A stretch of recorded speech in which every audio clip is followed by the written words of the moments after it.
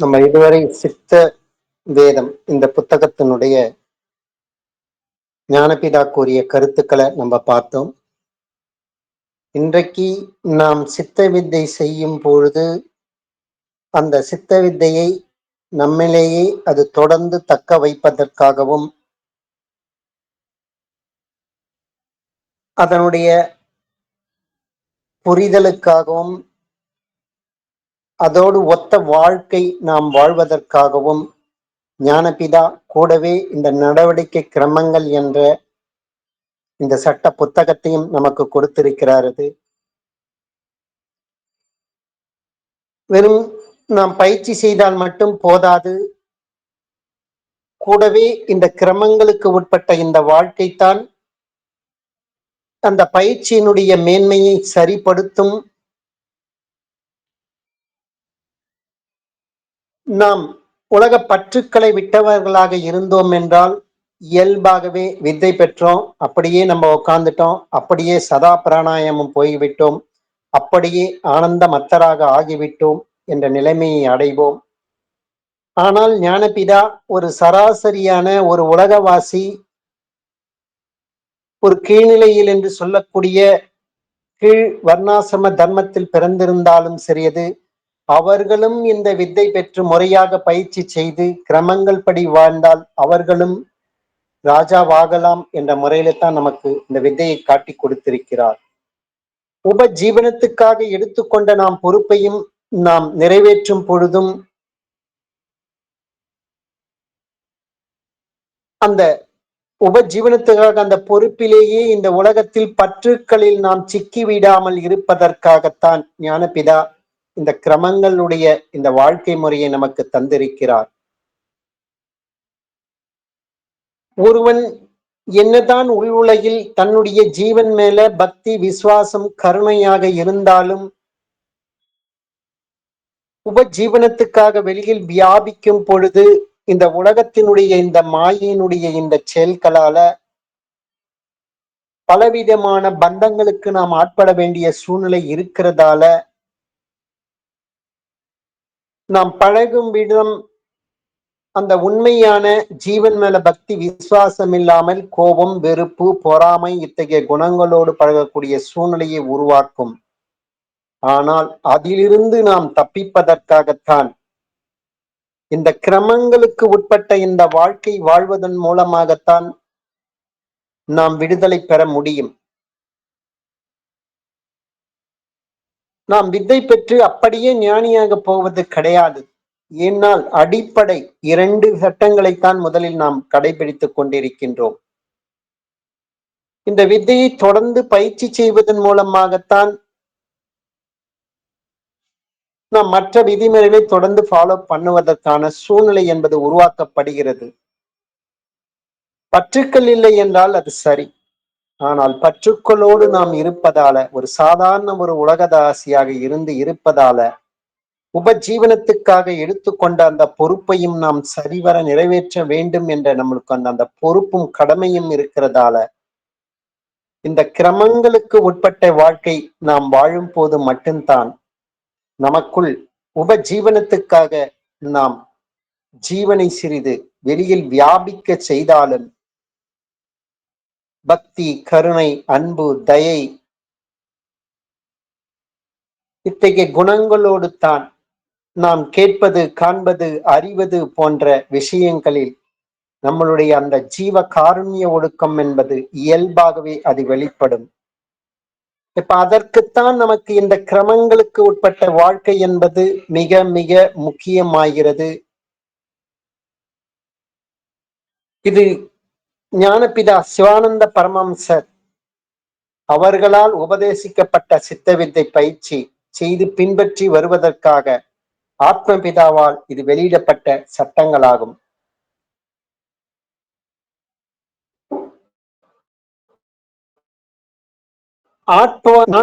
ஆன்மீக வாழ்வினுள்ளே கடைபிடிக்க வேண்டிய உண்மையான அந்த வழிபாட்டினுடைய அந்த பழம்பெரும் நெறிதான் இந்த சித்த வித்தை. இந்த சித்த வித்தை மெய்ப்பொருள் நாடுவோருக்கு மிகவும் அரிய பெரிய இது ஒரு வரப்பிரசாதம். மெய்ஞான சித்தர்கள் இதனை மிகவும் ரகசியமாக கொண்டு நடத்தியதன் நிமித்தமாகத்தான் இது இந்த மண்ணுலகில் மறைந்து போன கிடைப்பதற்கரிய இந்த வித்தையை ஆத்மபிதா அவர்களுடைய பகீரத பிரயத்தனம் மூலமாகத்தான் தன்னுடைய சொந்த முயற்சியில் அவர் கண்டறிந்து இந்த உலகத்தினுடைய நன்மைக்காக உலகோருக்கு இவர் வாரி வழங்கியிருக்கிறார். அப்ப இத்தகைய வித்தையில் நாம் முழுவதுமாக நாம் பயணம் செய்யும் பொழுது நம்மளுடைய ஜீவனை காப்பாற்றிக் கொள்வதற்காக இந்த சட்ட திட்டங்கள் என்பது மிகவும் நமக்கு ஒரு அத்தியாவசிய தேவையாகிறது. நடைமுறை வாழ்க்கையிலும் நாம் இதை செயல்படுத்த வேண்டும்.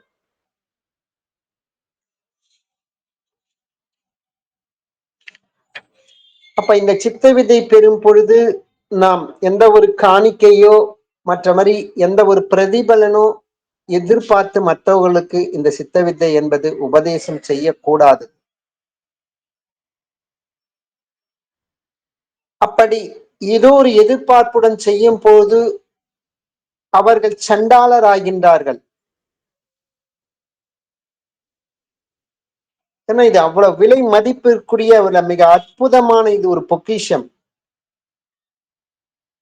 இதுக்கு எவ்வளவு விலை போட முடியாதது. ஏன்னா ஜீவன் தான் உற்பத்தியான அந்த ஈஸ்வரனிடத்திலேயே போய் லயிக்கின்ற அந்த நிலைமை அது. தன்னுடைய சொந்த இடத்துக்கு அது திரும்பி போகின்ற நிலைமை அது. அதற்கான வழிகாட்டுதலுக்கு எந்த ஒரு பிரதிபலனும் என்பதை எதிர்பார்க்க கூடாது. அத்தகைய நிலையில்தான் நாம் இந்த வித்தையை நாம் உபதேசம் பெற வேண்டும். அப்ப அந்த உபதேசம் பெறுவதற்கு நாம் அடிப்படை தகுதியாக இந்த கிரமங்களில் கூறப்பட்ட 2வது சட்டம் 3வது சட்டம் என்பது இதுல ஃபர்ஸ்ட் ஒரு சாதாரண ஒரு உலகவாசியும் இந்த சித்த வித்தை மார்க்கத்தில் பயணிப்பதற்கு அடிப்படை தகுதி இந்த ஜீவனை அழிக்கக்கூடிய தமோ குணமாக்கக்கூடிய இந்த போதைப் பொருட்களையும் பிற ஜீவன்களுடைய அந்த உடல்களான அந்த பிணத்தையும் நாம் உண்பதை தவிர்க்க வேண்டும் என்பதுதான் அடிப்படை தகுதி. அது அந்த தகுதியை நாம் முதலில் இந்த வித்தை வாங்குவதற்கு முன்பாகவே ஞானபிதாவுக்கு காணிக்கையாக கொடுத்து விட வேண்டும். அப்படி கொடுத்து விட்டு கூடவே சிறிது உடலாலும் மனதாலும் கர்மத்தாலும் மனசாட்சிக்கு விரோதமாக நாம் வாழ மாட்டோம் என்ற ஒரு உறுதிமொழியும் ஞானபிதாவுக்கு கொடுத்து விட்டுத்தான் இந்த வித்தையில் பயணிக்கின்றோம். அப்படிப்பட்ட இந்த வித்தையில் நாம் பயணிப்பதற்கு இந்த கிரமங்களுடைய வாழ்க்கையும் அதனுடைய வழிமுறையும் நடைமுறை வாழ்க்கையில் அது முழுமையாக செயல்படுத்தும் போதுத்தான் இந்த வித்தையினுடைய அடிப்படை நோக்கம் என்பது தன்னிறைவு பெறுகிறது. அந்த ஜீவன் மிக எளிமையாக அந்த கைவல்யம் என்ற நிலையை அடையக்கூடிய அந்த பக்குவத்தையும் அது பெறுகிறது. அத்தகைய பக்குவ நிலை பெற வேண்டுமென்றால் ஞானபிதா கூறிய இந்த மார்க்கத்தில் நாம் பயணிக்கும் போதுத்தான் ஏற்கனவே சித்த வேதத்தில் 6வது அத்தியாயத்தில் ஞானபிதா தெளிவுபடுத்திவிட்டார். ஜீவன் என்பது ஒன்றுத்தான். இந்த மாயினுடைய பல்வேறு வகையான சித்து விளையாட்டின் காரணமாகத்தான் அது பல வகையாக வெவ்வேறு வகையாக அது பின்னப்பட்டு நமக்குள் அது பிரதிபலிக்கின்றது. அப்ப அந்த ஜீவனை கேட்பது காண்பது அறிவது எல்லாமே இந்த ஜீவனுடைய அது பிரதிபலிப்புத்தான். நாம் தூங்கும் போது உலகம் என்கின்ற ஒரு அவஸ்தை நமக்குள் கிடையாதது. நாம் விழிக்கும் போதுதான் நம்மளுடைய ஜீவன் அது வெளியில் வியாபித்து பின்னப்பட்டு திரும்பி நம்மளது ஜீவனிலேயே அது பிரதிபிம்பிக்குவது தான். அதைத்தான் நாம் கேட்கின்றோம், காண்கின்றோம், அறிகின்றோம். அப்போ கேட்பது காண்பது அறிவது எல்லாம் ஒரே ஜீவன் தான், அதனுடைய பிரதிபிம்பம் தான். நாம் நம்ம ஜீவனாலேயே நாமே நம்மை பார்த்து கொண்டிருக்கின்றோம். அப்ப அத்தகைய நிலையை நாம் எய்த வேண்டுமென்றால் சித்த வித்தியார்த்திகள் யாதொரு ஜாதி மத வேறுபாடோ ஸ்தானமானங்களோ ஆலோசிக்காமல் அவையெல்லாம் விட்டு ஏகோதர சகோதரத்துவத்தில் சர்வ ஜனங்களுடன் ஐக்கியமாக நடக்க வேண்டியதாகும். இந்த ஐக்கியமாக நடத்தல் மூலமாகத்தான் நமக்குள் இருக்கக்கூடிய அந்த மாயினால் விளையக்கூடிய இந்த ஜாதி மத வேறுபாடினுடைய பாகுபாடு, உயர்ந்தவன் தாழ்ந்தவன், இவன் வேற நாட்டுக்கார, நாம் இந்தியர், வேற மொழி பேசுகிறவர்கள், இத்தகைய நிலையை நாம் களையும் போது மட்டும்தான் சிறிது மாயையை பார்க்காமல் அதில் கலந்துள்ள அந்த ஜீவனை பார்க்க வேண்டும்.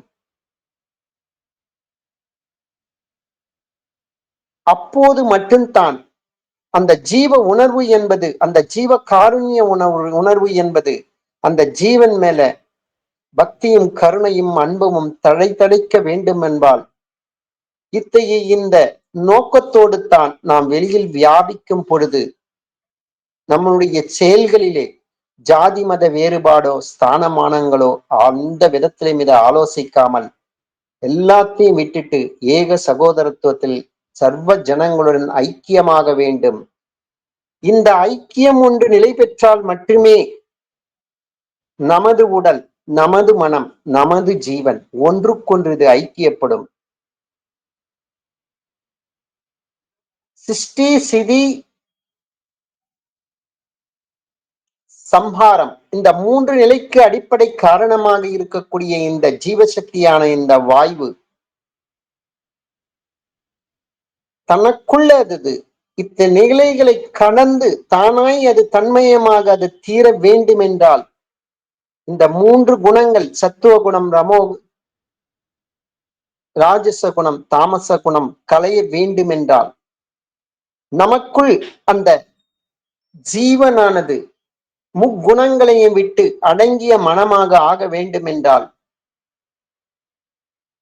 நாம் வெளியில் காண்பது, கேட்பது, அறிவது அனைத்துமே சிறியது.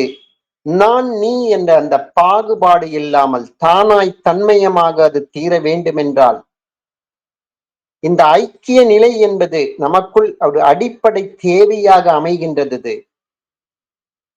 இந்த ஐக்கியம்தான் சித்த வித்தை 6வது அத்தியாயத்தில் கூறியபடியே ஜீவன் என்பது ஒன்றுதான்.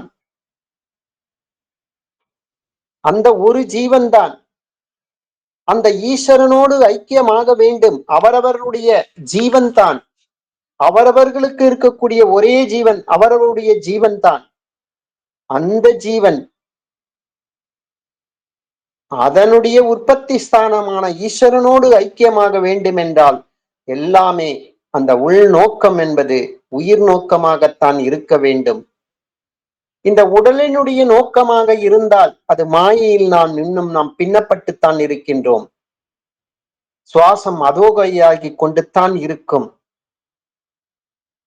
அப்ப அந்த மனப்பக்குவத்தை நமக்குள் அது வரவேற்கும் போது மட்டும்தான் நமக்குள்ள இந்த மாயா சமுத்திரத்திலிருந்து விடுதலை பெறுவதற்கான அவரவர்கள் ஜீவன் மேல அவரவர்களுக்கு ஒரு பக்தியும் ஒரு விசுவாசமும் வர வேண்டித்தான் ஞானபிதா இந்த சர்வ ஜனங்களுடன் ஐக்கியமாக நடக்க வேண்டியதாகும் என்ற முறையில நமக்கு இந்த மார்க்கத்தை நமக்கு காண்பித்து கொடுத்திருக்கிறார்.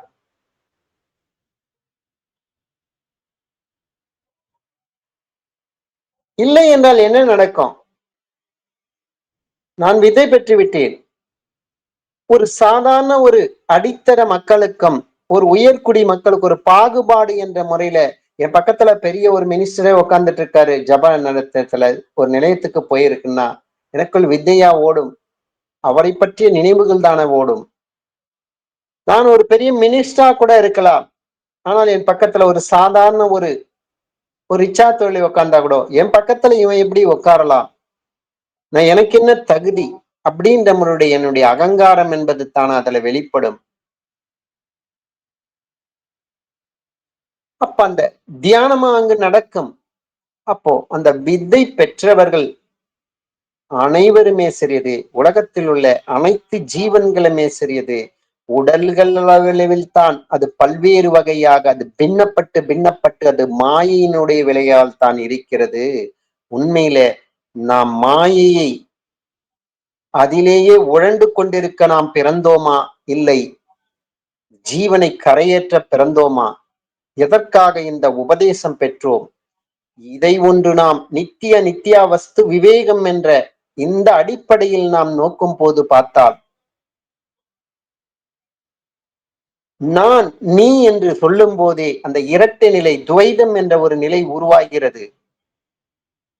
அப்ப உடல்கள் அளவில் தான் அது வெவ்வேறாக துவைதமாக இருக்கின்றதே தவிர, பிரிவினையாக இருக்கிறதே தவிர, மற்றதளவில் ஜீவன் அளவில் என்று நோக்கும் போது தான் அது துவைதம் நசிந்து அத்வைதமாகிறது. அப்ப எல்லாமே அது ஒன்றாகிறது. அந்த ஒரு நிலை பெறுவதற்காகத்தான் இந்த முதல் விதியிலேயே ஞானபிதா வந்து, இந்த விதியை நாம் முறையாக கடைபிடித்தோம் என்றாலே நமக்குள்ள அது உண்மையான அடுத்து வரக்கூடிய அந்த ஜீவகாருண்ய ஒழுக்கம் என்பது, பிற ஜீவன்களை பிணங்களை தின்பது என்பதும், தன்னுடைய ஜீவனை போதைப் பொருள்களால் அழித்துக் கொள்வது என்பதையும் நாம் இயல்பாகவே நாம் விரும்ப மாட்டோம். அதிலிருந்து நாம் விலகிதான் நிற்போம். அப்ப அந்த ஏக சகோதர அந்த மனத்துடன் எல்லா ஜீவன்களையும் நம்மிலிருந்து அது பிரதிபலிக்கப்பட்டது தான். அதைத்தான் நம்மளுடைய ஒரு பிரதிபிம்பமாக அது நமக்குள்ளேயே அது காண்கின்றோம். அது ஜீவனுடைய பிரதிபலிப்பு என்பதை நாம் முழுவதுமாக அது உணரும் போது மட்டும்தான் இந்த முதல் விதியை நாம் முழுவதுமாக கடைபிடிப்போம். அதற்குத்தான் ஞானபிதா ஏக சகோதரா இதை கடைபிடியுங்கள் முதல்ல. அது முடியுதோ இல்லையோ, இயல்பாகவே உனக்குள்ளேயே உன்னுடைய ஜீவன் மேல ஒரு பக்தி விசுவாசம் என்பது ஏற்படும். அந்த சிநேகம் என்பது உன் ஜீவன் அவனவர்கள் ஜீவன் மேல் ஏற்பட்டு விட்டாலே அதை அதோகதியாக்க நாம் விரும்ப மாட்டோம். இயல்பாகவே நமக்குள்ளேயே ஞானபிதா காட்டிக் கொடுத்த அந்த சமீரணன் கதி என்பது இயல்பாகவே நமக்குள்ள அது நடைபெற ஆரம்பிக்கும். அப்ப இந்த முதல் விதியினுடைய இந்த சட்டத்தினுடைய இந்த முக்கியத்துவத்தை வெறும் ஏட்டளவில் படிப்பளவில் இல்லாமல் இதை நடைமுறை வாழ்க்கையில் ஒவ்வொரு தனி மனிதனும் அவனவனுடைய ஜீவனை காப்பாற்றிக் கொள்ள இதை பின்பற்றும் போது மட்டும்தான் சிறியது இயல்பாவே நமக்குள்ள வந்து நமது ஜீவன் மேல அவரவர்கள் ஜீவன் மேல இந்த பக்தி விசுவாசம் ஏற்பட்டு தனக்குள் அது சதா பிராணாயாமம் நடப்பதற்கும் அது முழு ஆதரவாக இருக்கும் என்பதைத்தான் இன்றைக்கு கிரமங்களுடைய முதல் விதியை உங்களுக்கு வந்து எனக்கு தெரிந்த வகையில் உங்களுக்கு நான் பகிர்ந்து கொள்வேன். தொடர்ந்து நாளைக்கு அடுத்த சட்டங்களை பார்க்கலாம். அனைவருக்கும் ஆத்ம நமஸ்காரம்.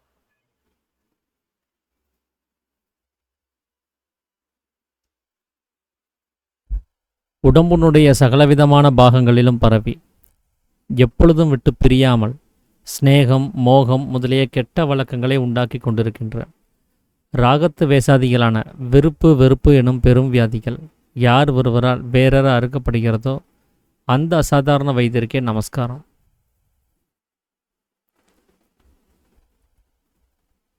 நாம் இன்னைக்கு பார்க்க இருக்கிறது சித்த வித்தியார்த்தியினுடைய நடவடிக்கை கிரமங்கள். அதில் வந்து ஏற்கனவே ஐயா வந்து முதல் சட்டத்தை பற்றின விளக்கங்களை நல்லா அருமையாகவே விளக்கம் கொடுத்துட்டாரு. நம்ம அதை தொடர்ந்து இன்றைக்கி பார்க்குறது இரண்டாம் சட்டத்தில் இருக்கக்கூடிய விஷயங்கள். அது சித்த வித்தை பெற்றவர்கள் வந்து எந்த ஒரு போதை பொருட்கள், அதாவது அபின், கஞ்சா, கல், சாராயம், பீடி, சுருட்டு, சிகரெட்டு, அப்புறம் இந்த மூக்குப்பொடி, இந்த மாதிரியான ஒரு விஷயமாகட்டும், இல்லை சுண்ணாம்பு, பாக்கு அப்படின்னு சொல்லக்கூடிய இந்த விஷயங்களாகட்டும், இது எதுவுமே வந்து உபயோகிக்கக்கூடாது.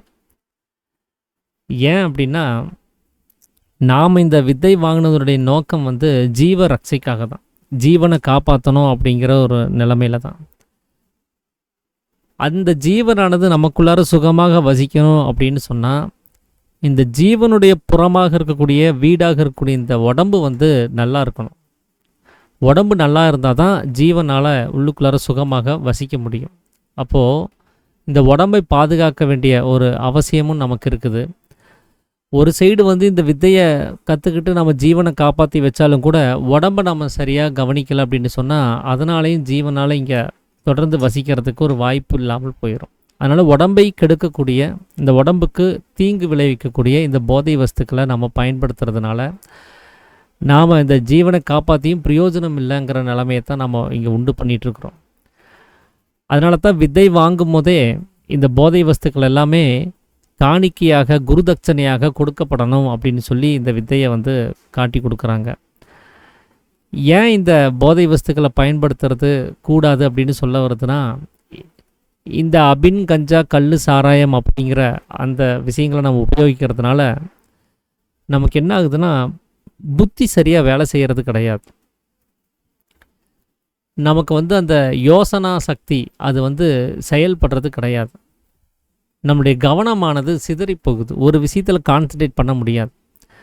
இந்த போதை பழக்கத்தோடு வந்து வாகனம் ஓட்டக்கூடாதுன்னு ஏன் சொல்கிறாங்க அப்படின்னா, நிலை தடுமாறி போயிடும்.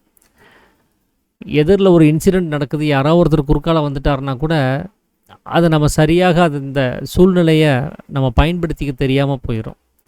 அந்த நிதானம் நமக்கு இல்லாததுனால நம்மளால் அங்கே ஒரு விபத்து நேர்றதுக்கான வாய்ப்புகள் அப்படிங்கிறது அதிக அளவில் இருக்குது. ஸோ அந்த நிதானம் இல்லாமல் போகிற அந்த விஷயங்கிறது போக்குவரத்தில் மட்டும் கிடையாது, நம்முடைய உள்நிலை பயணத்துலேயும் அந்த நிதானம் இருக்கணும். நாம் எதை கவனிக்க போகிறோம், எதையே நாம் அங்கே நிலைநிறுத்த போகிறோம் அப்படிங்கிறதுல நம்ம கவனமாக இருக்கணும். அதில் வந்து இந்த மாதிரியான போதை வஸ்துக்கள் நம்ம பயன்படுத்துகிறதா இருந்தால் நம்முடைய புத்தியானது மந்தத்தன்மைக்கு போயிடுச்சுன்னு சொன்னால் அந்த கிரகிப்பு தன்மைங்கிறது குறைவடைய ஆரம்பிச்சிடும். எப்படின்னா, அந்த பிரகாச சக்தியானது சரியாக பயன்பட முடியாத ஒரு சூழலுங்கிறது ஏற்பட்டுரும். அந்த புத்தியினுடைய கூர்மை தன்மைக்கு இன்னமும் அது மோசமான நிலைமைக்கு போகும்போது பைத்தியம் பிடிக்கிறதுக்கு கூட நமக்கு ஒரு வாய்ப்புங்கிறது ஏற்பட்டுருது. அதனால தான் இந்த கல் சாராயம் அபின் கஞ்சா அப்படிங்கிற போதைப் பொருட்களை பயன்படுத்தக்கூடாது. இந்த பீடி சுருட்டு சிகரெட்டுங்கிறது ஏன் உபயோகிக்கக்கூடாது அப்படின்னா, அது புகை அப்படிங்கிறதே ஒரு விஷயத்தை அது பழுப்பிக்கிறது. அப்படின்னா அது பழுக்க வைக்கிறது. பொதுவாக நாம் என்ன பண்ணுறோன்னா, இந்த ஒரு வாழைப்பழமாகட்டும் வேறு ஏதாவது பழங்களாகட்டும், அது மரத்தில் காயாக இருக்கும் போதே அதை பறிச்சுட்டு வந்து புகை போட்டு வச்சிட்றோம். ஏன் அது அங்கேயே பழுக்க வைக்கலாமே அப்படின்னு பார்த்தா, அது பழுக்க வச்சோன்னா வேறு ஏதாவது பறவைகளோ அணிலோ மற்ற விஷயங்களோ அதை சாப்பிட்றதுக்கான வாய்ப்பு ஏற்பட்டுரும். அதை சந்தைகளில் போய் நம்ம விற்க முடியாது. ஸோ நம்மளுடைய வணிப நோக்கத்துக்காக வேண்டி அது காயாக இருக்கும் போதே அங்கே பறிக்கப்பட்டு புகை போடப்பட்டு தான் அது பழுப்பிக்கப்படுது. அப்போ அந்த புகை போடக்கூடிய அந்த வழக்கமானது எதுக்காக இருக்குது அப்படின்னா, காயாக இருக்கிறத பழுப்பிக்கிற ஒரு வேலையை செய்யுது.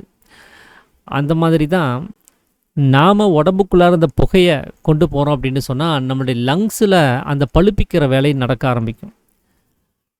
அது கொஞ்ச நாள் வரைக்கும் இருந்து அது காற்றுக்களை சுத்தப்படுத்தி அனுப்ப வேண்டிய அந்த வேலையை செய்யக்கூடிய அந்த உறுப்பானது அது முதிர்ந்து போகும்போது அந்த வேலை செய்யக்கூடிய அந்த திறனானது அது இழக்க வேண்டியதாக இருக்குது. அப்போ அந்த ஏர் ஃபில்ட்ரேஷன் அங்கே நடக்கலை அப்படின்னு சொன்னால் அந்த ஏரில் இருக்கக்கூடிய கெட்ட தூசுக்களும் சரி, அந்த சுத்தமில்லாத காற்று அந்த உடம்பு முழுவதும் இந்த ஹார்ட்டுனால் பம்ப் செய்யப்பட்டுச்சு அப்படின்னா அது ரத்தத்தில் கலக்கிறதுக்கு வாய்ப்புகள் இருக்குது. அதன் மூலமாக உடம்புல சக்தி குறைவு அப்படிங்கிறது ஏற்படுறதுக்கான வாய்ப்பு இருக்குது. இன்னொன்று, அந்த லங்ஸில் அந்த புகை பட்டு அங்கே ஒரு புண்ணு ஆயிடுச்சு அப்படின்னு சொன்னால் அங்கே புண்ணு இருக்கக்கூடிய இடத்துல அந்த வாயுவினுடைய சஞ்சாரமும் இருக்குது. அந்த புண்ணை சரி பண்ணுறதுக்கு அங்கே வெள்ளை அணுக்கள் வர வேண்டிய அவசியமும் இருக்குது. அங்கே ஏற்கனவே அந்த புண்ணானதுனால ரத்தமும் இருக்குது. இந்த ரத்தம், அப்புறம் வெள்ளை அணுக்கள்னு சொல்லக்கூடிய சுக்கிலம், அப்புறம் வாயு, இந்த மூணு எங்கே ஒன்று கூடுதோ அங்கே ஏதாவது ஒரு ஜீவி உற்பத்தி ஆயிரும். அது நம்ம உடம்புல எந்த இடத்துல இது நடந்தாலும் சரி, இந்த மூணு விஷயங்கள் எங்கே ஒன்று சேருதோ அங்கே ஒரு உயிர் உற்பத்தி ஆகாமல் இருக்காது. அப்படி தான் இந்த லங்ஸுக்குள்ளார இந்த மாதிரியான புண்கள் ஏற்படும் போது அங்கே இயல்பாகவே அந்த கிருமிகள் உற்பத்தி ஆகிறதுக்கான வாய்ப்புங்கிறது ஏற்படுது. அதை தான் வந்து டிபி, காச நோய் அப்படின்னு சொல்கிறாங்க. அப்புறம் அந்த புண்ணானது பெருகி போகும்போது அது வந்து இன்னும் அதிகமான தாக்கத்தை ஏற்படுத்துது. அந்த புண்ணு பழுத்து போய் அந்த பழுத்த புண்களுக்குள்ளேருந்து துர்நாற்றம் உண்டாகிற அளவுக்கெல்லாம் கூட வந்துடுது. அப்போ அதன் மூலமாக நம்மளுடைய லங்ஸ், அந்த நுரையீரல் கெட்டு போகிறதுனால அந்த சுத்தமான காற்றை உள்ளுக்குள்ளே அனுப்ப முடியாமல் அந்த தூய்மையற்ற காற்றவே அனுப்ப வேண்டிய சூழலுங்கிறது ஏற்படுது. இதனால தான் இதை வந்து அதை நம்ம பயன்படுத்த வேண்டாம் அப்படின்னு சொல்கிறதுக்கு காரணமாகுது. பொடி உபயோகிக்கிறதுனால என்ன பிரச்சனை ஆகுதுன்னா, அந்த மூக்கு பொடி உபயோகிக்கிறவங்க அந்த மூக்குக்குள்ளார அந்த பொடியை போட்டு இழுத்துருவாங்க. அது குதம்ங்கிற மூக்கினுடைய பின்பாகத்தில் அது அடைஞ்சிருக்கும். அது ஏற்கனவே மூக்கினுடைய வேலையே என்ன அப்படின்னா, சுவாசத்தை சீராக அது மேலேயும் கீழேயும் கொண்டு வர்ற வேலையை செஞ்சிட்ருக்குது. உள் சுவாசத்தையும் வெளி சுவாசத்தையும் அது கடத்தக்கூடிய வேலைகளை செஞ்சிட்ருக்குது. அந்த சுவாசத்துக்கும் தடை ஏற்படுது. இன்னொன்று, நமக்கு அந்த குதம்ங்கிற பாகம் தான் சப்தத்தை எழுப்பக்கூடிய ஒரு வேலையை செஞ்சிட்ருக்குது. அங்கே குதம் அப்படிங்கிற பாகத்தில் ஏதாவது ஒரு ஜலதோஷமே பிடிச்சா கூட உடனே நம்ம வாய்ஸ் என்ன ஆகுது, மாறிடுது. பேசுகிறதுக்கு நம்ம சிரமப்பட வேண்டியதாக இருக்கும். அப்போது அந்த இடத்துல ஒரு பொடியை கொண்டு போய் நம்ம போட்டு அதை அடைச்சி வைக்கிறோம் அப்படின்னு சொன்னால், அந்த இடத்துல நமக்கு வாயுவுக்கு தடை ஏற்படுறதுக்கான வாய்ப்புகளை நம்ம செஞ்சு கொடுக்குறோன்னு அர்த்தம். அங்கே கபம் ஏற்படுறதுக்கான வாய்ப்புகள் அதிகமாக வருது. இந்த குதம்ங்கிற பாகத்தில் கபம் ஏறிடுச்சு அப்படின்னு சொன்னால், அது வெளியிட முடியாத, அது வெளியில் கொண்டு வர முடியாத அளவுக்கு அங்கே கபம் ஏறிடுச்சுன்னு சொன்னால் நாம் செத்து போக வேண்டிய நிலைமைங்கிறது ஏற்படும். அதனால தான் இந்த பொடி சார்ந்த, மூக்கு பொடி சார்ந்த விஷயங்களையும் நாம் வந்து செய்யக்கூடாது, அந்த செயல்களையும் செய்யக்கூடாது அப்படின்னு சாமி சொல்கிறதுக்கு காரணம். இன்னொன்று, இந்த வெற்றிலை பாக்கு அதோடு சேர்த்து நாம் என்ன பண்ணுறோம், புகையிலை, சுண்ணாம்பு இதெல்லாமே சேர்த்து நம்ம உபயோகிக்கிறோம். எதுக்காக அப்படின்னா, சாப்பிட்டதுக்கப்புறம் எல்லோரும் இந்த வெத்தலை போடுற ஒரு வழக்கம் நம்ம தமிழ்நாட்டில் இருக்குது. இன்னும் வேறு சில மாநிலங்களில் கூடவும் அது இருக்குது. எதுக்காகனா, சீரணம் சரியாக நடக்கும் அப்படிங்கிற ஒரு அபிப்பிராயம் அதில் இருக்குது. அது ஏன்னா, நமக்கு அந்த காரத்தன்மை அங்கே ஏற்படும் போது அந்த நம்மளுக்குள்ளார இருக்கக்கூடிய அந்த உமிழ்நீரும் கார நீராகவே இருக்குது. அது புருவ மத்தியத்திலிருந்து இலகி வரக்கூடிய நீர். அது நெருப்பு கண்ணிலிருந்து உண்டாகிறதுனால அந்த நீர் தான் வந்து சீரணத்துக்கு தேவையானதாக இருக்குது. எவ்வளோக்கு எவ்வளோ நம்ம சாப்பிடக்கூடிய அந்த உணவில் வாயிலேயே உமிழ்நீரால் நனைய வச்சு, அது உமிழ்நீர் அதிக அளவில் சுரக்கப்பட்டு அது கீழே கூழ் மாதிரி கொண்டு போகுதோ, அந்த அளவுக்கு சீரணமானது எளிதாக நடந்துடும், சீக்கிரம் நடந்துடும். அவசர அவசரமாக சாப்பிட்டு உமிழ்நீர் சரியாக கலக்காத உணவை நம்ம இறைப்பைக்குள்ளே தள்ளணும் அப்படின்னு சொன்னால் அங்கே சீரணம் லேட் ஆகும். ஒரு சில டைம் சீரணிக்காமலே கூட அது கழிவாக வெளியில் வர்றதுக்கான வாய்ப்புகள் உண்டாயிருது. அதனால தான் நல்லா வாயை மூடி நல்லா மென்று சாப்பிடணும் அப்படின்னு சொல்லுவாங்க. நல்லா அரைச்சி அந்த வாயிலேயே நல்லா அரைப்பட்டுறணும், கூழ் மாதிரி. அந்த உமிழ்நீர் அது எவ்வளோ தூரம் நம்ம வாயில் போட்டு அரைக்கிறோமோ அவ்வளோ உமிழ்நீர் சுரந்துக்கிட்டே இருக்கும். அந்த டேஸ்ட்டில் கவனம் இருக்கணும். சாப்பிடும் போது அது என்ன சுவையோ அந்த சுவை மேலே கவனம் இருந்துச்சுன்னு சொன்னால் உமிழ்நீர் அதிகமாக சுரக்கும். நம்ம ஒரு படத்துலையே நம்ம கவனிக்கிறோம், ஒரு போஸ்டரில் நமக்கு பிடிச்ச ஒரு ஸ்வீட் இருக்குது அப்படின்னு சொன்னால் அதை கவனிக்கும் போதே நமக்கு நாவில் எச்சில் ஊறுன்னு சொல்லுவோம். பார்த்தாலே எச்சில் ஊறுது அப்படின்னு. ஏன் அப்படின்னா அது மேலே கவனம் போயிடுச்சுன்னா இங்கே ஊற ஆரம்பிச்சிடும். அந்த மாதிரி நாம் சாப்பிடக்கூடிய ருசி, அது என்ன ருசியாக இருந்தாலும் சரி, அந்த ருசி மேலே கவனம் இருந்துச்சுன்னு சொன்னால் உமிழ்நீர் அதிகமாக சுரக்கும். அதுதான் சுடுநீர் அப்படின்னு சொல்லக்கூடியது. அது நம்மளுடைய புருவ மத்தியத்திலிருந்து அது நெருப்பு கண் அப்படின்னு சொல்லக்கூடிய அதிலிருந்து இறங்கி வர்றதுனால அது சுடுநீர். ஆனால் நாம் என்ன பண்ணுறோன்னா, இந்த வெத்தலை பாக்கோடு சேர்ந்து சுண்ணாம்பையும் சேர்த்து வைக்கிறோம். அது கார நீர் அப்படின்னு சொல்கிறது. அந்த காரமான நீர் அங்கே சேரும்போது அது என்ன ஆகுதுன்னா, வயிற்றுக்குள்ளார இருக்கக்கூடிய அந்த சீரணத்தை கெடுக்கத்தான் செய்யுது. அதனால நமக்கு வந்து சீரணம் சரியாக நடக்கும், சீக்கிரமாக நடக்கும் அப்படின்லாம் இங்கே சொல்ல முடியாது. அதனால நமக்கு அஜீரணம் ஆகிப்போச்சு அப்படின்னு சொன்னால் நமக்கு உடம்புக்கு தேவையான சத்துக்கள் கிடைக்க பெறாமல் சத்து குறைவாகி, ஏதாவது இந்த வயிறில் உபசம் உண்டாகி, வயிற்றில் அதிகமான உஷ்ணம் உண்டாகி, அதில் வயிற்று வலியோ இல்லை வயிற்றுப்போக்கோ ஏதாவது நடக்கிறதுக்கும் வாய்ப்புகள் இருக்குது. இன்னொன்று, அந்த வாயில் வந்து துர்நாற்றம் உண்டாகிறது. அந்த பாக்கு போட்டுகிட்டே இருக்கிறவங்களோட ஸ்கின்னை பார்த்திங்கன்னா உள்ளுக்குள்ளார இருக்கக்கூடிய இன்னர் லேயர்லாம் அதை அரிச்சுக்கிட்டே இருக்கும். அந்த பாக்கை ஓரமாக வச்சு வச்சு அந்த ஓரமாக இருக்கக்கூடிய கன்னத்தில் அந்த அரிப்பு ஏற்பட்டு அங்கே இருக்கக்கூடிய செல்கள் எல்லாத்தையும் அது வளர விடாமல் சாகடிச்சிருது. கன்னப்புற்று அப்படின்னு சொல்லக்கூடிய ஒரு நோய் ஏற்படுறதுக்கு அது ஒரு காரணமாகுது. அப்படியெல்லாம் ஒரு நோய் ஏற்பட்டுருச்சு அப்படின்னு சொன்னால், அது குணப்படுத்த முடியாத ஒரு சூழல் எட்டிடுச்சு, 4th ஸ்டேஜுக்கு போயிடுச்சுன்னு சொன்னால், அந்த சதையை வெட்டி எரிய வேண்டியதாக இருக்கும். அப்பவும் அந்த நோய் சரியாகாது. அது இன்னமும் வேறு வேறு இடங்களுக்கு பரவிக்கிட்டே தான் இருக்கும். அதனால் ரொம்ப சிரமப்பட்டு கஷ்டப்பட்டு அவ்வளோ ஒரு நரக அவஸ்தையை அனுபவிச்சுட்டு செத்து போக வேண்டிய ஒரு நிலைமை தான் நமக்கு ஏற்படும். ஆனால் இதை பற்றியெல்லாம் நம்ம யோசிக்காமல் அது நமக்கு சரியானது தான் அப்படின்னு சொல்லி நம்பி நாம் இந்த மாதிரியான வேலைகளை செஞ்சிட்ருக்குறோம். அதனால் நம்மளுடைய உடம்பை இங்கே பாதுகாக்க வேண்டிய அவசியங்கிறது இருக்குது. அது சும்மா கிளைமேட்டு மாறினாலே உடம்புக்கு ஏதோ ஒன்று வந்துக்கிட்டு தான் இருக்குது. நாம் அதை பின்னாடி போய் அதை சரி பண்ணிக்கிட்டே தான் இருக்கிறோம். சீதோஷ்ண நிலைமை மாறும்போதோ, இல்லை நாம் ஏதாவது வேறொரு ஊர்களுக்கு போய் அங்கே இருக்கிற தண்ணியை குடித்தாலோ, இப்படி ஏதோ ஒரு வகையில் அது வந்துக்கிட்டே இருக்குது, ஏதாவது ஒரு பிரச்சனை. ஆனால் அதோடு சேர்ந்து நாமளாக இழுத்து போடக்கூடிய பிரச்சனைகளை தான் சாமி சொல்கிறார். அதை நாம் இழுத்து போட்டுக்க வேண்டாம். அதனால் அதை நாம் தவிர்க்க வேண்டியது இருக்குது. அதனால் தன்னுடைய உயிரை காப்பாற்றணும் அப்படின்னு நினைக்கக்கூடியவங்க இதை யாரும் செய்ய மாட்டாங்க. இந்த வேலையை இதை செய்கிறவங்களுக்கு அந்த உயிர் மேலே அக்கறை இல்லைன்னு அர்த்தம். அவங்களுக்கு இந்த வித்தையை கொடுத்து பலன் இல்லை அப்படின்னு அர்த்தம். அதனால் உடம்பை வளர்த்தேன் உயிர் வளர்த்தேனே அப்படின்னு திருமூலர் சொல்கிறபடி இந்த உடம்பை பேணி பாதுகாக்க வேண்டிய அவசியம் நமக்கு இருக்குது. ஏன்னா உயிர் இன்னும் அந்த ஜீவன்கிற ஸ்தானத்தில் இருக்கிறதுனால அந்த ஜீவனுக்கு இந்த உடம்பு அவசியப்படுது. அந்த உயிர் தன்மையாக இருக்கக்கூடியது ஈஸ்வர தன்மையாக மாற்றம் அடைஞ்சிருச்சுன்னா அப்புறம் இந்த உடம்பு அதுக்கு தேவையில்லை. அந்த தன்மைக்கு போயிட்டு அப்புறம் உடம்பை பற்றி கவலைப்பட வேண்டியது கிடையாது. அது ஜீவனாக இருக்கிற வரைக்கும் இந்த உடம்புங்கிறது அதுக்கு அவசியப்படுது. அதனால இந்த போதை வஸ்துக்களை பயன்படுத்த வேண்டாம் அப்படின்னு சாமி சொல்கிறதுக்கு காரணமாக இருக்குது. 3ஆவதாக இருக்கக்கூடிய சட்டம் என்ன அப்படின்னா, அது இந்த அசைவ உணவை தவிர்க்கணும் அப்படின்னு சொல்லக்கூடிய சட்டமாக இருக்குது. ஏன் அப்படின்னா, நாம் இது நாள் வரைக்கும் சாப்பிட்டுட்டு இருந்த ஆடு, கோழி, மீன், முட்டை இந்த மாதிரியான அந்த அசைவம் சார்ந்த விஷயங்கள் இது எல்லாமே விஷமாக இருக்குது. ஒரு கோழியை அறுத்து சாப்பிட்றோம், ஒரு ஆட்டை அறுத்து சாப்பிட்றோம் அப்படின்னா, ஐயோ பாவம் அவங்கெல்லாம் ஜீவிகள், அந்த ஜீவியை நம்ம நசிப்பிச்சு நாம் சாப்பிடணுமா அப்படிங்கிற அந்த ஜீவி மேலே இருக்கிற அக்கறையில் சாமி இதை சொல்லலை.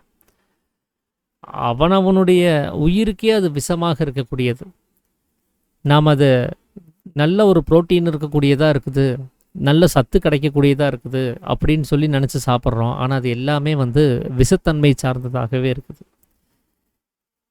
எப்படி அப்படின்னா, ஒரு மீன் செத்து இருந்தாலும் சரி, கோழி செத்து இருந்தாலும் சரி, ஆடு செத்து இருந்தாலும் சரி, எப்படி மனுஷன் செத்தால் அதை பிணம்னு சொல்கிறோமோ அந்த மாதிரி அவங்களும் பிணம் தான், சவம் தான். சிவம் அங்கே உள்ள இல்லை அப்படின்னா அது சவம் தான். அங்கே சத்து வெளியில் போயிடுச்சு அப்படின்னு சொன்னாலே அங்கே அசத்து தான் இருக்குதுன்னு அர்த்தம். அங்கே அமிர்தம் இல்லை அப்படின்னு சொன்னாலே அங்கே விஷம்தான் இருக்குதுன்னு அர்த்தம்.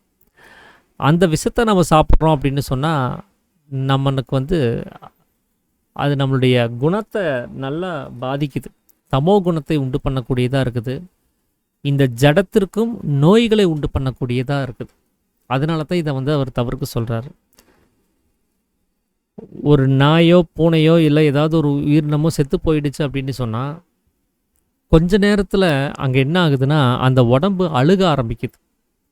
உள்ளுக்குள்ளே இந்த ஜீவன் இருக்கிற வரைக்கும் இந்த வேலையெல்லாம் நடக்காது. அந்த உடம்பு விரைச்சி போகிறதோ, உடம்புல துர்நாற்றம் உண்டாகிறதோ, உடம்புல கெட்ட நீர் உற்பத்தி ஆகிறதோ, அந்த கெட்ட நீருக்குள்ளே புழுக்கள் உற்பத்தி ஆகிறதோ, இது எதுவுமே நடக்காது. அதை நடக்காமல் பாதுகாக்கிற வேலையை தான் சத்வகுணமாக இருக்கக்கூடிய ஜீவன் செஞ்சிட்ருக்குது.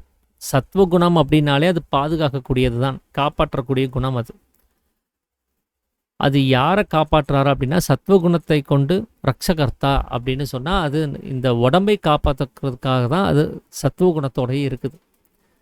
அந்த சத்துவம் நம்மளுக்குள்ளார் இல்லாமல் போச்சு அப்படின்னா, அந்த சத்து நமக்குள்ளார் இல்லாமல் போச்சு அப்படின்னு சொன்னால் நாம் செத்து போயிட்டோம் அப்படின்னு சொல்கிறதாக ஒரு நிலைமை உண்டாகுது. அதை நம்ம பிணம் அப்படின்னு சொல்லி நம்ம சொல்கிறோம். நமக்கு தெரிஞ்ச இடத்துல ஒரு பிணம் இருக்குது அப்படின்னு சொன்னால் அந்த பிணத்தை எவ்வளோ நாள் கூடயே வச்சுட்ருப்போம்? எவ்வளோ நாள் அந்த பிணத்தோடு நாம் ஒன்றி உறவாடி இருக்க முடியும்? அதை எவ்வளோ சீக்கிரம் டிஸ்போஸ் பண்ண முடியுமோ அவ்வளோ சீக்கிரம் டிஸ்போஸ் பண்ணுற வேலையை தான் நம்ம பார்ப்போம். அந்த வீடு நம்ம பேரில் இருக்கலாம். ஆனால் நாம் சத்தாக இருக்கக்கூடிய அந்த சிவத்தை வெளியில் தீர்த்து சவமாயிட்டோம் அப்படின்னு சொன்னால், நம்ம பேரில் இருக்கக்கூடிய வீட்டிலேயே நம்மளால் இருக்க முடியாது.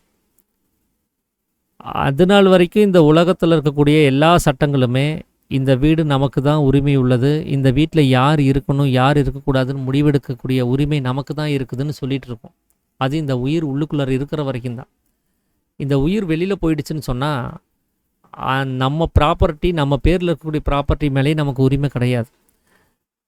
அதே கவர்மெண்ட் அதே சட்டம் இதை எப்போ நீங்கள் டிஸ்போஸ் பண்ண போகிறீங்கன்னு கேட்கும். 2 நாள் ஆகிப்போச்சு அப்படின்னு சொன்னால், பக்கத்தில் இருக்கிறவங்க ரிப்போர்ட் பண்ணாங்கன்னு சொன்னால் கவர்மெண்ட்டே கிளம்பி வந்துடும். இதை நீங்கள் டிஸ்போஸ் பண்ணுறீங்களா இல்லை நாங்கள் டிஸ்போஸ் பண்ணட்டுமா அப்படின்னு சொல்லிட்டு.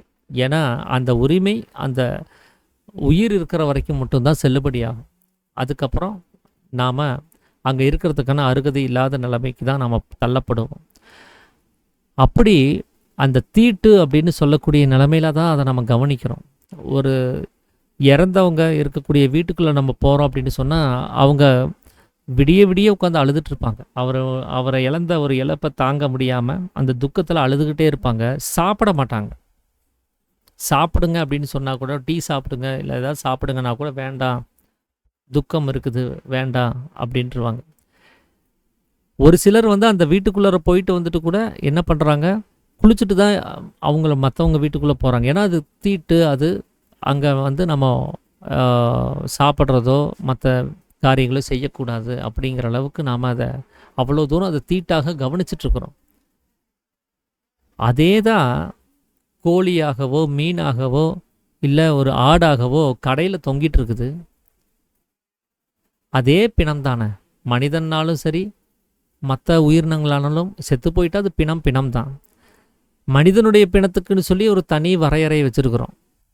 தொடக்கூடாது, சாப்பிடக்கூடாது, தொட்டா குளிக்கணும் அப்படின்னு சொல்லி, அதை தள்ளி நிறுத்தணும் அப்படின்னு சொல்லி. ஒரு பிணம் கழுவுன ஒரு தண்ணியை குடிக்க முடியுமா? கொஞ்சம் யோசிச்சு பாருங்க. முடியாது. அதை பற்றி நினச்சி கூட நம்மளால் பார்க்க முடியாது. ஆனால் அந்த பிணத்தவே நாம் சமைச்சு சாப்பிட்றோம் அப்படின்னு சொன்னால் அதனுடைய நிலைமை என்னவா இருக்குதுன்னு பாருங்கள். அந்த பிணத்தை அந்த உயிரை கொல்லும் போது நமக்கு அதை நேரடியாக கண்ணில் பார்த்தோம் அப்படின்னு சொன்னால் அவ்வளோ படபடப்பாக இருக்கும்.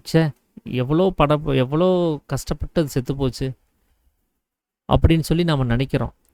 ஒரு கோழியோடைய தலையை திருக்கி ஒரு ஏதாவது ட்ரம்லேயோ பாக்ஸ்லேயோ போட்டுருவாங்க, அது துடிச்சு செத்து போகும். ஒரு ஆட்டை அப்படியே அந்த குறவழியை அறுத்துட்டுவாங்க, அதுவும் துடிச்சு எவ்வளவோ சத்தத்தை கொடுத்துக்கிட்டு அந்த ரத்தத்தெல்லாம் சிந்தி செத்து போகுது.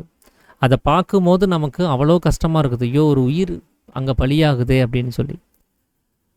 அப்புறம் அதை நமக்கு தேவையான சைஸுக்கு வெட்டி ஒரு பேக்கெட்டில் போட்டு இத்தனை ரூபான்னு சொல்லி கொடுத்துட்டாங்கன்னா, அதை வீட்டுக்கு நல்லா மஞ்சள் தண்ணியெல்லாம் போட்டு நல்லா கழுவி சுத்தப்படுத்தினதுக்கப்புறம் அந்த சுவையை மெருகேற்றுறதுக்கு என்னென்ன பண்ணலான்னு சொல்லி அடுத்து யோசிக்க ஆரம்பிக்கிறோம். பட்டை கிராம்பு போடலாமா, வேறு என்ன இஞ்சி பூண்டு போடலாமா, எது போட்டால் இன்னும் சுவையாக இருக்கும் அப்படின்னு சொல்லி அவ்வளோ தூரம் நாம் அதை கவனித்து சாப்பிட்றோம். இதுதான் கொன்றால் பாவம் தின்றால் போச்சு அப்படிங்கிறது. கொல்லும் போது பாவமாக இருக்குது, ஆனால் திங்கும் போது அந்த பாவம் அங்கே இருக்கிறது இல்லை, அது ருசியாக மாறிடுச்சு. அதை நம்ம நியாயப்படுத்திக்கிட்டோம். இது நல்லா இருக்குது, உடம்புக்கு நல்லது, நல்லா நிறையா அள்ளி போட்டு சாப்பிடு அப்படின்னு சொல்லி நம்ம கூட இருக்கிறவங்களுக்கெல்லாம் சொல்லி தந்து அதை நம்ம படையல் செய்கிறோம், பரிமாறுறோம். ஆனால் அது ஒரு பிணம் தான் அப்படிங்கிறத மறந்து போயிடுறோம். ஸோ அந்த பிணத்தினுடைய நிலைமை என்ன? அது விஷம்தான். அது நம்மளுடைய குடும்பத்தில் இருக்கக்கூடியவங்களுடைய பிணமாகட்டும், வெளியில் இருக்கக்கூடிய ஆடு மாடு குதிரை சிங்கம் புலி அப்படிங்கிறதனுடைய பிணமாகட்டும், இல்லை கடைகளில் தொங்கக்கூடிய கோழி அப்புறம் ஆடு அப்படிங்கிற அதனுடைய பிணமாகட்டும், எல்லாமே பிணம் தானே. எல்லாத்துலேயுமே அந்த அசத்துங்கிறது இருக்கவே செய்யுது இல்லையா? ஸோ இதை பற்றி நாம் யோசிக்காததுனால நாம் இதை அதிகமாக கவனிக்கிறது கிடையாது. அது ஒரு சம்பிரதாயமாகவே இன்றைக்கி மாறி போச்சு. எங்கே பார்த்தாலும் எங்கே திரும்பினாலும் பிரியாணி கடைகள் அதிகமாக இருக்குது. எந்த இடத்துக்கு போனாலும் ஒரு அசைவ உணவகம் அப்படிங்கிறது ஒரு 10 கடைக்கு அந்த சைடு 10 கடைக்கு 10 கடை வந்துக்கிட்டே இருக்குது. ஆனால் ஒரு 50 கடையில் ஒன்று கூட சைவ உணவுங்கிறது இருக்கிறது இல்லை. இன்றைக்கி நம்மளுடைய மனநிலை, அந்த ஓட்டமானது ரொம்பவும் மோசமாக போயிடுச்சு.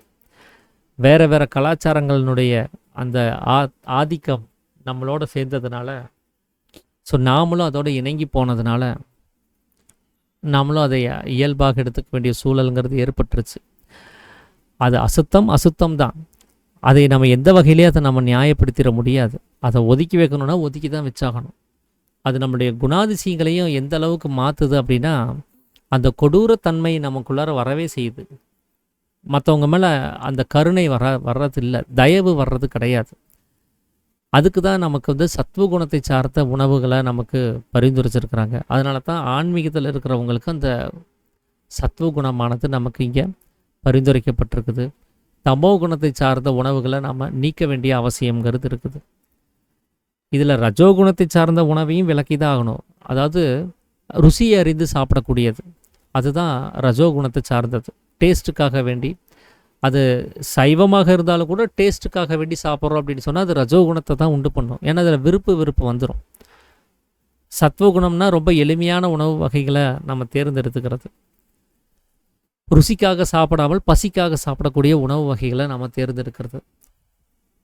அப்படிப்பட்ட அந்த உணவுகளை நமக்கு பரிந்துரைத்ததுக்கான காரணம் என்ன அப்படின்னா, இந்த குணங்களில் இந்த உணவு வந்து தீர்மானிக்குதுங்கிறதுனால தான். இந்த உலகத்தில் வந்து அதிகபட்சமான ஒரு விஷம் இருக்கும் அப்படின்னு சொன்னால் அது முட்டையில் தான் சாமி சொல்கிறார். ஏன் அப்படின்னா அதில் 75% விஷம்தான் இருக்கும். அந்த 75% இருக்கக்கூடிய அந்த விஷத்தன்மை நாம் அப்படியே முழுசாக சாப்பிடும்போது அது நமக்கு இன்னும் அதிகமான ஒரு அளவில் ஒரு கெட்ட பிரச்சனையை கொடுக்கக்கூடியதாக இருக்குது. நம்முடைய வயிறு உப்பி வீங்கி போகிறதுக்கான வாய்ப்பு இருக்குது. அது அங்கே சீரண மண்டலத்தை பாதிக்கக்கூடிய ஒரு நிலைமைங்கிறது இருக்குது. இதை பற்றியெல்லாம் நம்ம கவனித்தது கிடையாது. ஏன்னா நாம் சாப்பிடக்கூடிய எல்லா ஆகார வகைகளுமே ரத்தமாக மாற்றம் அடையுது. அது சீரணம் செய்யக்கூடிய ப்ராசஸில் சுக்கிலம்ங்கிறது கிடைக்கிது. அங்கே அதை ஜீரணம் நடக்கும்போதே அதில் ஏற்படக்கூடிய உபசத்தில் சுக்கிலமானது நமக்கு கிடைக்கப்பெறுது. அது நம்ம ஜீவனுக்கு உணவாக அது அந்த ஜீவனால் உறிஞ்சி எடுக்கப்பட்டுருது. ஆனால் உடம்புக்கான சத்துக்களாக அங்கே இரத்த நிற கரையும், அதாவது சிகப்பு நிற கரையும் உண்டாகுது. அதுதான் ரத்தம்னு சொல்லக்கூடியது. அதில் தான் நாம் சொல்லக்கூடிய விட்டமின், மினரல்ஸு, ஃபைபரு, ஃபேட்டு, இப்படியான எல்லா தாதுக்களுமே இருக்கக்கூடியது. அந்த ரத்தம் தான் இந்த உடம்புனுடைய எல்லா உறுப்புகளுக்குமே சக்தியை கொடுக்கக்கூடியதாக இருக்குது. அது நம்ம எதை சாப்பிட்டாலுமே அது ரத்தமாக மாற்றுற வேலையை தான் சீரண மண்டலம் செஞ்சிட்ருக்குது. அப்போ நம்மளுடைய ரத்தமானது அங்கே என்னவாக இருக்குது அப்படின்னா ஜீவனுடைய சக்தியாக இருக்குது. அது மனமாக இருக்குது. அந்த மனமாக இருக்கக்கூடிய சக்தி அது சத்துவகுணத்தை சார்ந்து இருக்கணும் அப்படின்னா நம்மளுடைய உணவு சத்துவகுணத்தை சார்ந்து இருக்கணும். நம்முடைய மனமானது ரஜோகுணத்தை சார்ந்து இருக்குது அப்படின்னு சொன்னால் நம்ம ரஜோகுணம் சார்ந்த உணவுகளை எடுத்துகிட்டு இருக்கிறோன்னு அர்த்தம். நம்மளுடைய மனமானது தமோ குணத்தை சார்ந்து இருக்குது அப்படின்னா தமோ குணம் சார்ந்த உணவை எடுத்துகிட்டு இருக்கிறோம். அதனால தான் அந்த ரத்தம் தமோ குணத்தை பிரதிபலித்ததுனால அந்த குணமானது நம்ம மனசில் பிரதிபலிச்சுட்டு இருக்குது. இதனால தான் ஆன்மீகத்தில் வந்து உடம்பை பாதுகாக்கிறதுக்கு மட்டும் இல்லாமல் நம்மளுடைய மனதை சரி பண்ணுறதுக்கும் கூட நமக்கு சத்துவகுணம் சார்ந்த உணவுகளை பரிந்துரைக்கிறதுக்கு காரணமாக இருக்குது. அதனால் அந்த இதில் இருக்கக்கூடிய அந்த சத்துவகுணம் சார்ந்த உணவுகளை மட்டுமே நாம் எடுக்க வேண்டியதாக இருக்குது. ஒருத்தர் செத்து போயிட்டார் அப்படின்னு சொன்னால் அவருடைய உடம்புல கொஞ்ச நேரத்தில் பாருங்கள் ரத்தம் காணாமல் போயிடுது. சராசரியாக ஒரு மனுஷனுக்கு வந்து ஒரு 6-7 லிட்டர் ரத்தம் அவர் உடம்புல ஓடிட்டே இருக்கும்.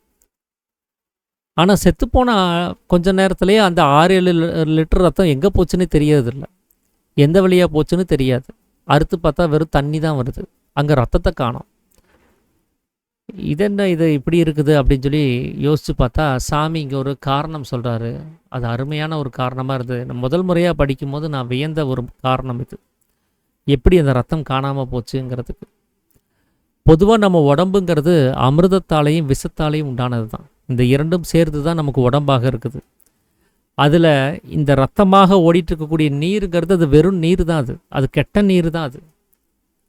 அந்த கெட்ட நீர் தான் பிணத்தினுடைய அந்த ஜடத்துக்குள்ளார இருக்கக்கூடியது. இந்த கெட்ட நீர்ல இருந்து தான் புழுக்கள் உற்பத்தி ஆகிறதும்.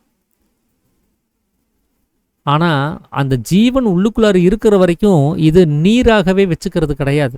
கெட்ட நீராகவே அதை செயல்பட விடாமல் அதை தடுத்துட்டு இருக்குது. தன்னுடைய சத்துவ குணத்தை அந்த நீரின் மேலே பிரதிபலிக்க வச்சு அதை இரத்த கலரில் சிகப்பு நிறமாக அதை மாற்றி வச்சிருக்குது.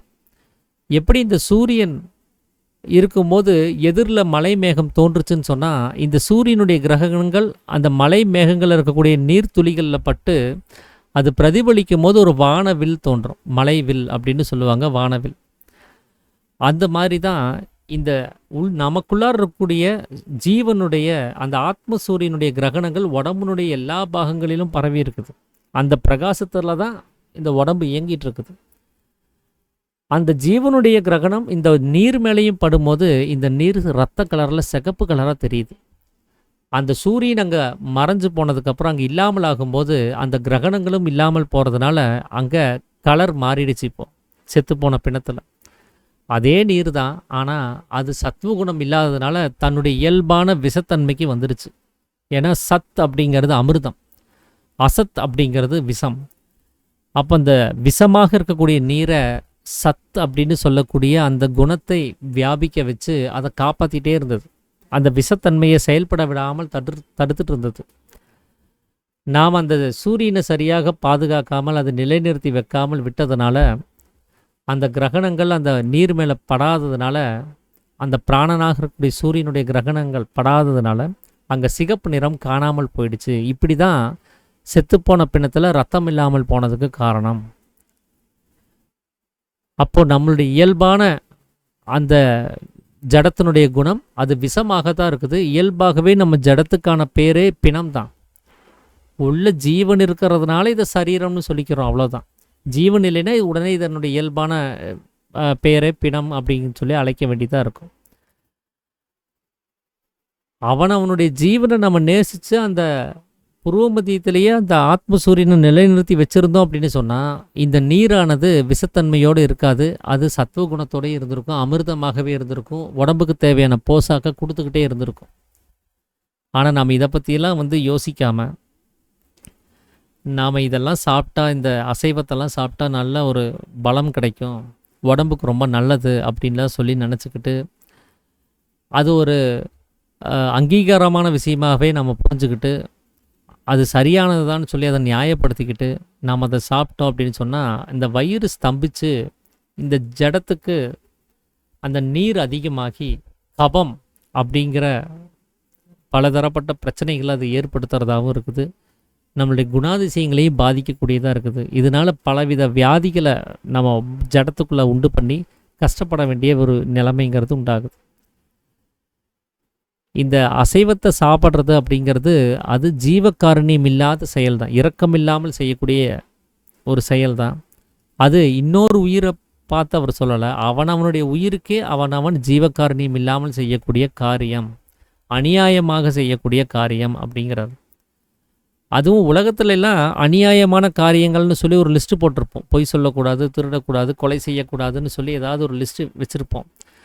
அதில் அவர் மிகவும் அநியாயமான காரியம்னு சொல்லி இதைய இன்னும் பெருசாக ஹைலைட் பண்ணி சொல்கிறாரு. இந்த அசைவத்தை சாப்பிட்றத அவனுடைய ஜீவனுக்கு கேடு விளைவிக்கக்கூடிய ஒரு வேலையை நாம் செய்கிறோம், அதுவும் ரொம்பவும் அநியாயமான ஒரு செயல் அப்படிங்கிறத சொல்கிறாரு.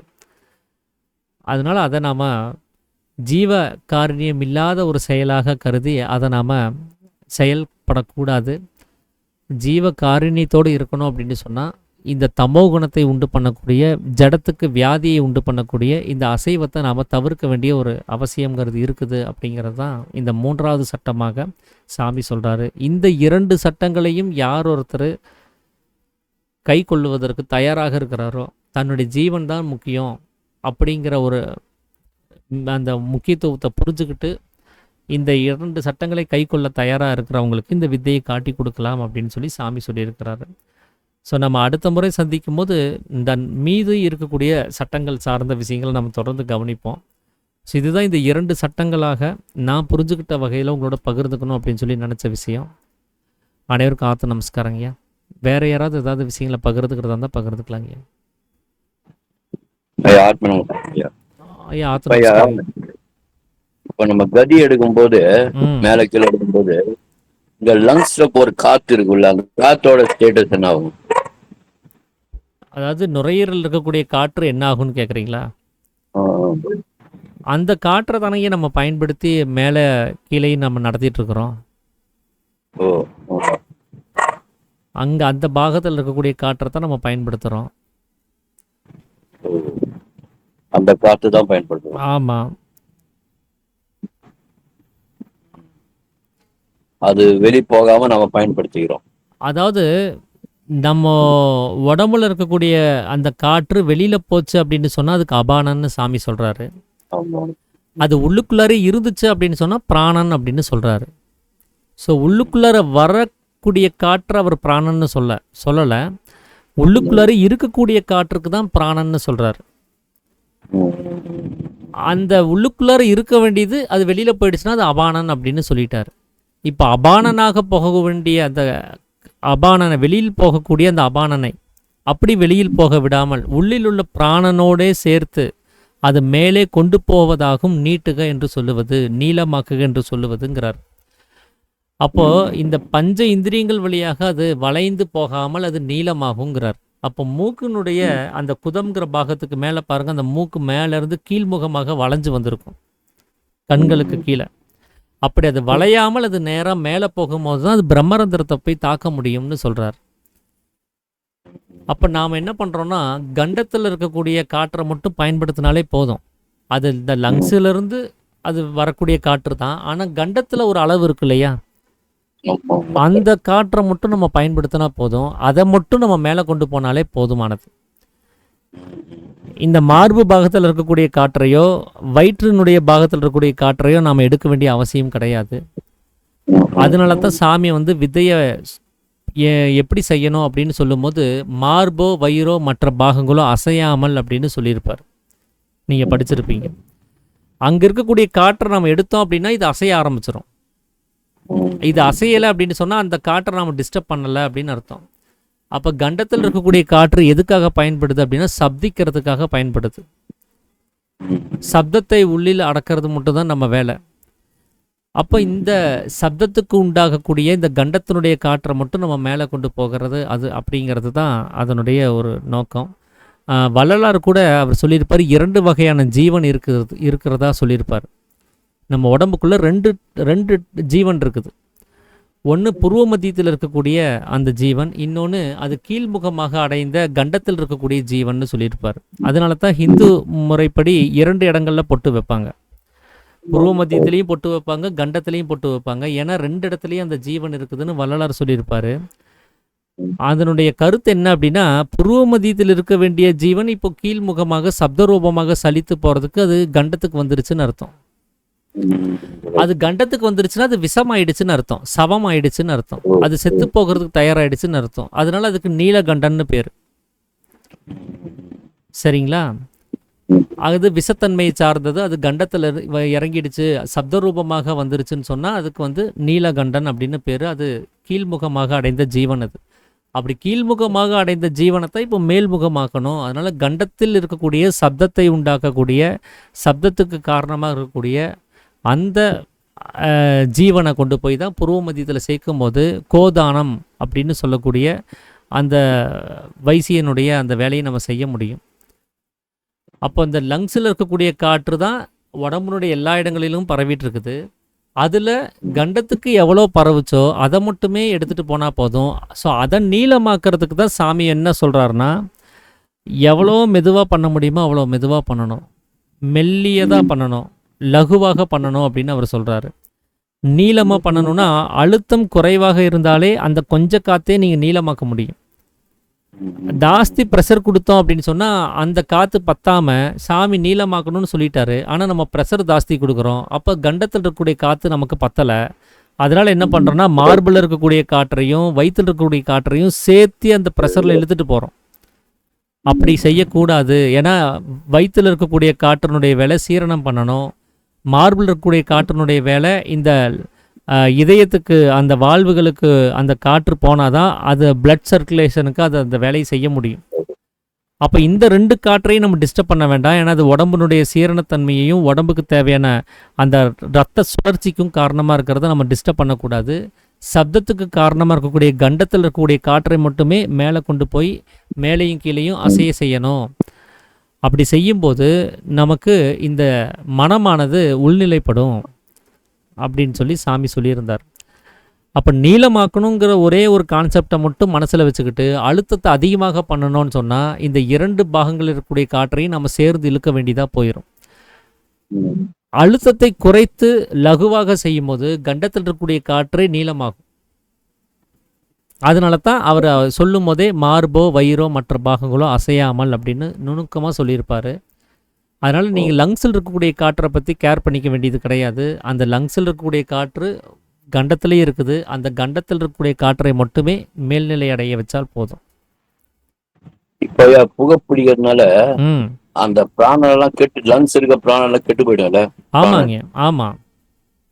அது கெட்டு உடம்பு பூராவே பரவும். அப்போ அதாவது லங்ஸினுடைய வேலை என்ன அப்படின்னா அது ஒரு ஃபில்டர் பண்ணுற வேலையை தான் அது பண்ணுது. மெல்லிதா பஞ்சு மாதிரி இருக்கும் அப்படின்லாம் சொல்லுவாங்க இல்லையா. ஒரு ஸ்பாஞ்சுக்குள்ளார நம்ம தண்ணியோ காற்றையோ விட்டோம் அப்படின்னா அது ஃபில்டர் பண்ணும். கெட்ட தூசுக்களையோ மற்ற கிருமிகளையோ அது அணுக விடாமல் அது பாதுகாக்கும். அப்போது நாம் சுவாசிக்கக்கூடிய காற்று முதல்ல நுரையீரலுக்கு போகுது. அங்கே ஃபில்டர் பண்ணதுக்கப்புறம் ஃபில்டர் பண்ண காற்று இதயத்துக்கு போகுது. அந்த இதயத்திலிருந்து அது பம்ப் பண்ணும்போது அது பிளட் சர்க்குலேஷனாக உடம்புடைய எல்லா பாகங்களுக்கும் பரவிட்டு இருக்குது. மூளை வரைக்குமே கூட அது பரவிட்டே இருக்குது. அந்த காற்றில் இருக்கக்கூடிய ஆக்சிஜன் தான் எல்லா செல்களுக்கும் தேவையானதாக இருக்குது. அந்த எனர்ஜியை கொடுக்கக்கூடியது காற்றில் இருக்கக்கூடிய ஆக்சிஜன். இப்போ அப்படி போகக்கூடிய காற்று அசுத்த காற்றாக இருந்துச்சு அப்படின்னு சொன்னால் எல்லா செல்களுமே பாதிப்படைய செய்ய வேண்டியதாக இருக்கும். அப்போ நமக்கு தேவையான சக்தி கிடைக்காம நம்மளால் அந்த வேலைகளை சரிவர செய்ய முடியாது. அது உடம்பினுடைய அந்த வளர்ச்சிதை மாற்றங்களுக்கே அது பெரிய ஒரு ப்ராப்ளத்தை கொடுக்கக்கூடியதாக இருக்கும். ஏன்னா ஒவ்வொரு செல்களுமே ஒரு செகண்டுக்கு ஒரு 1.5 லட்சம் 2 லட்சம் அப்படின்லாம் ஒரு கவுண்டிங் சொல்லுவாங்க. அந்த கவுண்டிங்கில் அந்த செல்கள் மரணித்து மீண்டும் அது புதுமையாக வரணும். செத்துப்போய் அது திரும்ப பொழைச்சி வரணும். அந்த வேலை நடக்கிறதுல பிரச்சனையாகும். இப்போ நம்ம ஏதாவது ஒரு ஃபேக்ட்ரி சைடில் இருக்கிறோம், இல்லை ஒரு டிராஃபிக்கில் இருக்கிறோம் அப்படின்னு சொன்னால் அந்த அசுத்தமான காற்றை அதிக அளவில் சுவாசிக்கும் போது நம்மளே டயர்டாக ஃபீல் பண்ணுவோம். ஆனால் ஒரு விடிய காலையில் ஒரு நல்ல இயற்கை வளத்தோடு இருக்கக்கூடிய ஒரு பகுதியில், ஒரு பார்க்லேயோ ஏதாவது ஒரு மரங்கள் இருக்கக்கூடிய ஒரு பகுதியில் நாம் போய் கொஞ்சம் வாக்கிங் போனோம் அப்படின்னு சொன்னால் அந்த எனர்ஜி இன்னும் அதிக அளவில் நமக்கு கிடைக்கும். ஸோ இதுக்கு காரணம் வந்து அந்த அசுத்த காற்று உடம்புல எப்படியும் உள்ளே பூந்துறதுனால தான்.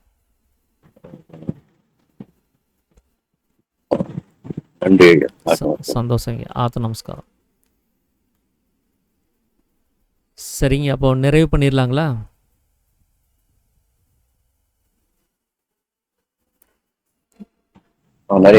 ஓகேங்க. அப்போது நிறைவு பண்ணுறதுக்கு முன்னாடி நாம் இந்த உபதேசத்தை வாங்கும் போது ஒரு சத்திய வாசகத்தை முன்னிறுத்தி வாங்கியிருப்போம். நான் இன்று முதல் மனதாலும் வாக்காலும் கர்மத்தாலும் சத்தியத்துக்கு விரோதமாக யாதொன்றும் செய்ய மாட்டோம், நிரபராதியான என் ஆத்மாவே சாட்சி அப்படின்னு சொல்லி. ஸோ இந்த சத்திய வாசகம் வாங்கிறதுக்கு முன்னாடி இன்னொரு ப்ராமிஸும் செஞ்சு கொடுத்துருக்குறோம், இந்த அசைவத்தையும் போதை வஸ்துக்களையும் விடமாட்டோம் அப்படின்னு சொல்லி. ஆனால் அதை நாம் செய்கிறது கிடையாது. இருந்தாலும் கூட நாம் எல்லா வகையிலையும் கொஞ்சம் கண்டிப்புடன் இருக்க வேண்டியதாக இருக்குது. வெளியில் இருக்கக்கூடியவங்க ஸ்மோக் பண்ணால் கூட அது நமக்கும் பாதிப்புடையதாக இருக்குது. வெளியில் ஏதாவது ஒரு காற்று மாசுபாடு இருக்குது அப்படின்னு சொன்னால் அதுவும் நம்மளுடைய உடம்பை கெடுக்கக்கூடிய ஒரு விஷயமா இருக்குது. நம்ம சாப்பிடக்கூடிய விஷயங்களில் இன்றைக்கி நிறையா விஷயங்களில் சத்து இல்லாத விஷயத்தை தான் நம்ம சாப்பிட்ருக்குறோம். நான் ஆர்கானிக் ப்ராடக்ட் நிறையா பண்ணிகிட்ருக்குறோம். ஸோ ஹைப்ரிட் விஷயங்கள் நிறையா பண்ணிகிட்ருக்குறோம். இந்த வெள்ளை சர்க்கரை சார்ந்த விஷயங்கள் இப்படி நிறையா இருக்குது. இந்த மாதிரி அது எதெல்லாம் நம்ம உடம்புக்கு தீங்கு விளைவிக்கக்கூடியதாக இருக்குதோ அத்தனையுமே இந்த போதை வஸ்துக்கள் லிஸ்ட்டில் சேர வேண்டியதாக தான் இருக்குது. நாம் இன்றைக்கி சாப்பிடக்கூடிய எண்ணெய் வகைகளாகட்டும், அது என்னவாக இருந்தாலும் சரி, உடம்புக்கு கெடுதல் அப்படின்னு சொல்லி நமக்கு தெரியப்படுது அப்படின்னா அதை நம்ம விளக்க வேண்டிய அவசியம் இருக்குது. ஏன்னா நம்மளுடைய நோக்கம் முதல்ல உடம்பை பேணி பாதுகாக்கணும், ஜீவனுக்கு சுகமாக வசிக்கிறதுக்கான அந்த வீட்டை சரி பண்ணி கொடுக்கணும். அதுதான் நம்மளுடைய முதல் கடமையாக இருக்குது. அப்போ தான் அந்த ஜீவன் குடியிருந்தால் தான் நாம் அந்த ஜீவனை வச்சு நாம் தன்னை தானே அறிய முடியும். அதுக்கான வழிவகைகளை நம்ம செஞ்சு முடிச்சாகணும். ஸோ அதனால் இதையும் நம்ம கவனத்தில் வச்சுக்கிட்டு இந்த உடம்பை பாதுகாக்கிறதுக்கான எல்லா வேலைகளையும் நாம் செய்யணும் அப்படிங்கிறத நம்ம எல்லாத்துக்கும் நான் நினைவுபடுத்திக்கணும்னு நினைக்கிறேன். அனைவருக்கும் ஆத்ம நமஸ்காரங்க. ஆத்ம நமஸ்காரம். ஆத்ம நமஸ்காரம். நன்றி. ஆத்ம நமஸ்காரம் ஐயா. எல்லோருக்கும் ஆத்ம நமஸ்காரம்.